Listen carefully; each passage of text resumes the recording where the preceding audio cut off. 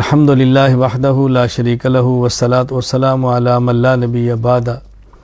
حضرت ابو ایوب انصاری رضی اللہ تعالیٰ عنہ فرماتے ہیں رسول اکرم صلی اللہ علیہ وسلم نے ارشاد فرمایا من صام رمضان ثم اتبعہ ستا من شوال کان کصیام الدہر، کہ جس شخص نے رمضان کے روزے رکھے پھر رمضان کے بعد شوال کے 6 روزے رکھے تو یوں سمجھ اس نے زمانے بھر کے روزے رکھے ہیں۔ یہ صحیح مسلم میں حدیث موجود ہے۔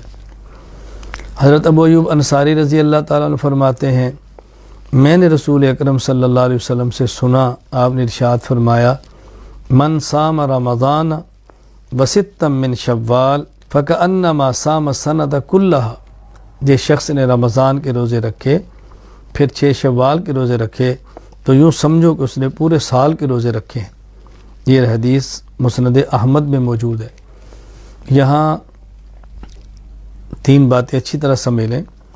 پہلی بات یہ، ایک حدیث میں زمانہ بھر، ایک حدیث میں سال، مفہوم دونوں کا ایک ہی ہے۔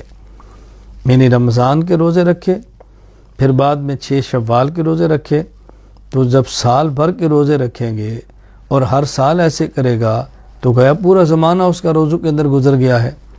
رسول اللہ صلی اللہ علیہ وسلم نے گویا شوال کے 6 روزوں کی ترغیب دی ہے۔ یہ پورے سال کا اجر کیسے ہے؟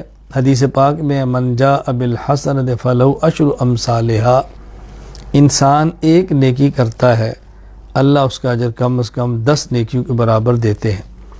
اور رمضان 1 مہینہ روزہ رکھا 10 گنا اجر ملے گا تو 10 ماہ کا اجر مل گیا۔ شوال کے 6 روزے رکھے، اس کو یوں سمجھیں کہ 10 سے ضرب دیں گے تو 60 بنیں گے، اور 60 دن کا معنی 2 ماہ ہیں، یوں 10 ماہ اور 2 ماہ ملائیں گے تو 12 ماہ، پورا سال بن گیا ہے۔ تو اللہ تعالیٰ اس کو پورے سال کا اجر عطا فرماتے ہیں۔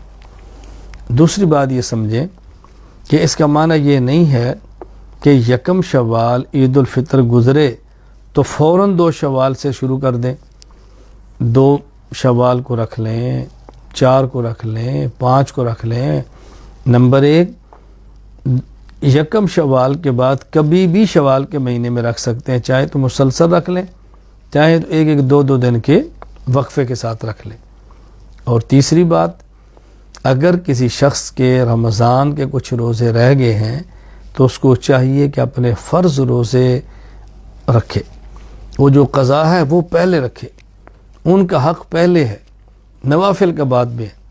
کہیں ایسا نہ ہو کہ 6 نفل کے روزے رکھے اور زندگی وفا نہ کرے، یہ آدمی بیمار ہو جائے اور نہ رکھ سکیں، اس لیے اپنے قضا روزے پہلے رکھیں اور یہ نوافل روزے بعد میں رکھیں۔ اللہ تعالیٰ فرائض کے ساتھ نوافل کی بھی توفیق عطا فرمائے۔ فرائض کی کمی اللہ اپنے کرم سے نوافل سے پوری فرمائیں گے تو نوافل کا اہتمام بھی کرنا چاہیے۔ وآخر دعوانا ان الحمد للہ رب العالمین۔